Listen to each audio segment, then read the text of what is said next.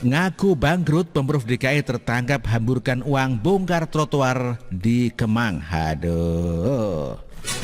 Anies sebagai gubernur ibu kota nyatanya terbukti membawa DKI di dalam kehancuran. Selama pandemi corona ini kerjanya hanya konferensi pers, tetapi aksi di lapangan sangat nihil. Belum lama ini dia juga sempat menyatakan separuh lebih APBD DKI habis untuk corona.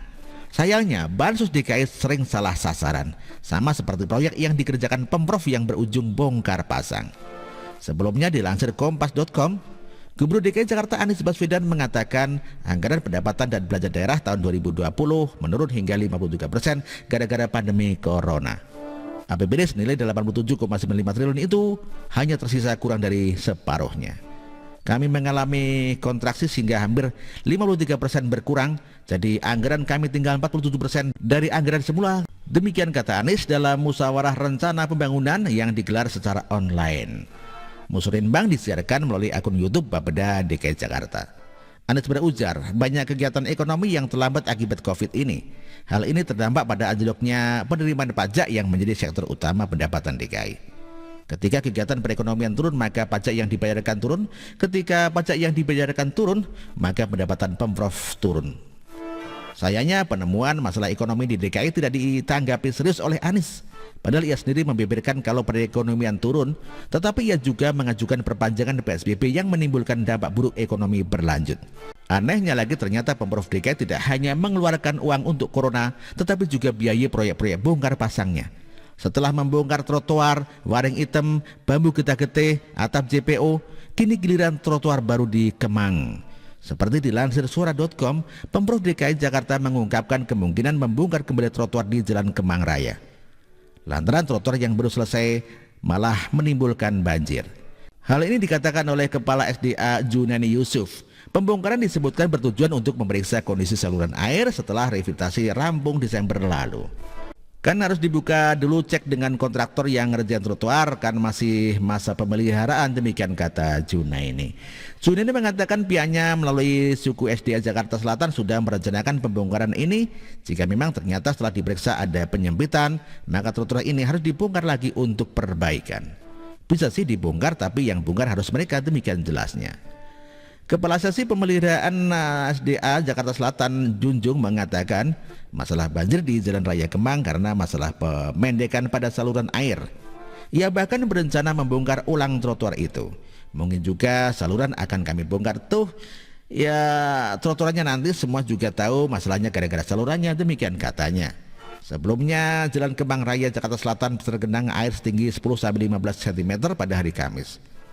Penyebab terjadinya banjir ternyata adalah proyek revitalisasi trotoar yang padahal baru dirampungkan. Kepala Seksi Pemeliharaan suku SDA Jaksel, Junjung mengatakan pihaknya langsung mengerahkan petugas untuk menyedot air, 1 unit pompa mobile dan rumah pompa dikerahkan. Air disebutnya hanya menggenang ruas Jalan Kemang saja. Sementara pemukiman warga termasuk yang rentan banjir tidak tergenang air hujan yang mengguyur pada sore hari. Berita ini menyadarkan kita bahwa anggaran corona DKI sebenarnya bukanlah 53% yang disampaikan Anies. Penyebab membengkaknya pengeluaran anggaran karena ketidakpecusan Anies dan bawahannya di dalam bekerja. Semua proyeknya seakan mubazir dan hanya bisa dibongkar pasang. Belum lagi komitmen fee untuk Formula E senilai 200 miliar. Padahal Jokowi sendiri membangun rumah sakit corona di Pulau Galang hanya menelan 400 miliar.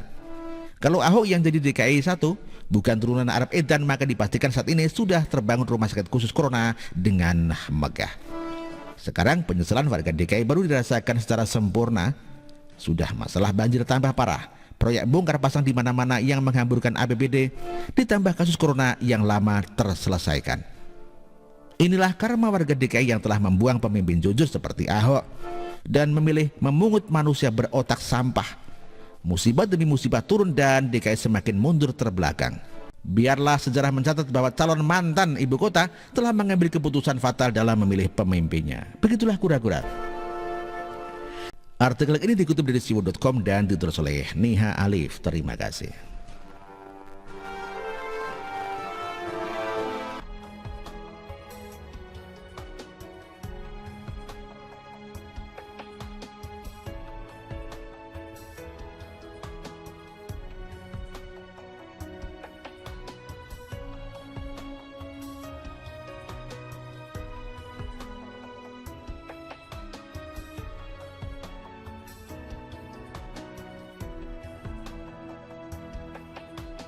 bersih, jujur dan merakyat,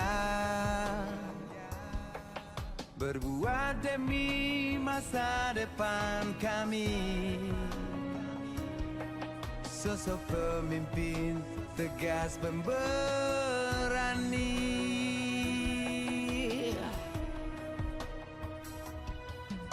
Kamu tidak tergantikan,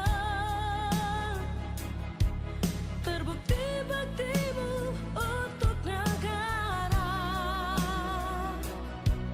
Indonesia Timur bersuara.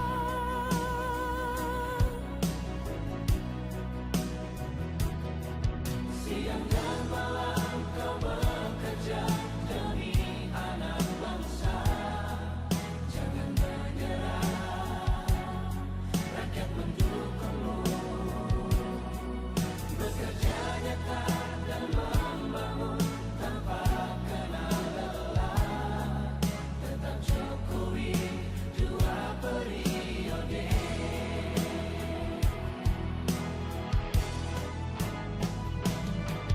Ayo Jokowi, rakyat mencintaimu.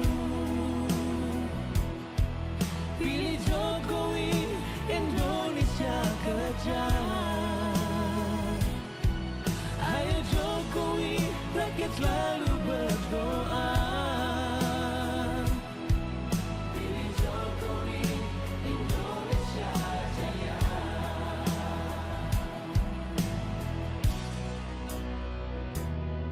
Siang dan malam kau bekerja demi anak bangsa.